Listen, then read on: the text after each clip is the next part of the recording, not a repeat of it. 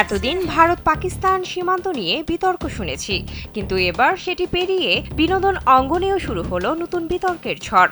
Bollywood icon Aishwarya Rai বচ্চনকে বিয়ের ইচ্ছা প্রকাশ করলেন পাকিস্তানের বিতর্কিত ধর্মীয় ব্যক্তিত্ব মুফতি আব্দুল কাভি।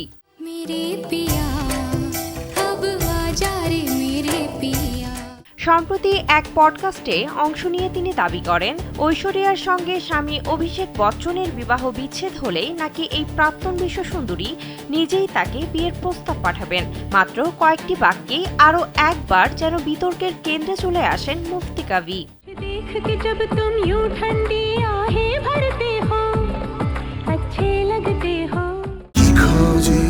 সেন্সেশন ক্লাসিক স্ট্রবেরি ও কফি ভ্যারিয়েন্টে। ভারতীয় গণমাধ্যম সূত্রে জানা যায়, প্রকাশিত সেই পডকাস্টে মুফতি কাভি বলেন, অভিষেক ও ঐশ্বরিয়ার দাম্পত্য জীবনে নানা সমস্যা চলছে বলে তিনি অবগত। তার দাবি, তাদের বিচ্ছেদ হয়ে গেলেই ঐশ্বরিয়া আমার কাছে বিয়ের প্রস্তাব পাঠাবে। তবে আমি কখনোই চাই না যে তাদের বিচ্ছেদ হোক, কিন্তু যদি সত্যি তাদের মধ্যে এরকম কিছু হয় তাহলে নিশ্চয়ই ঐশ্বরিয়া আমার সঙ্গে যোগাযোগ করবেন। अगर उनकी वहां से अलहदगी हो जाती, अल्लाह करे ना हो, मेरा तो दुआ ये है कि ना हो। आप राजी होंगे उनके? बिल्कुल, क्यों नाराज हो यार।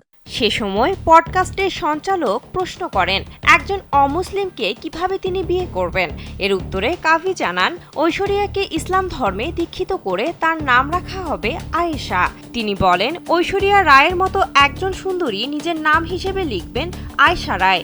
এটা দেখে আমার সত্যি মজা লাগবে।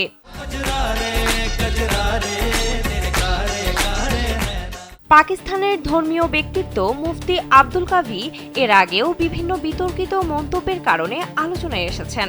ঐশ্বরিয়া রায়কে নিয়ে এমন মন্তব্য করার আগে তিনি ভারতীয় অভিনেত্রী রাখি সাওয়ান্তকে নিয়ে মন্তব্য করেছিলেন। কাভি দাবি করেছিলেন, তার উপদেশ মেনেই নাকি রাখি ধর্ম পরিবর্তন করে নাম রেখেছেন ফাতিমা।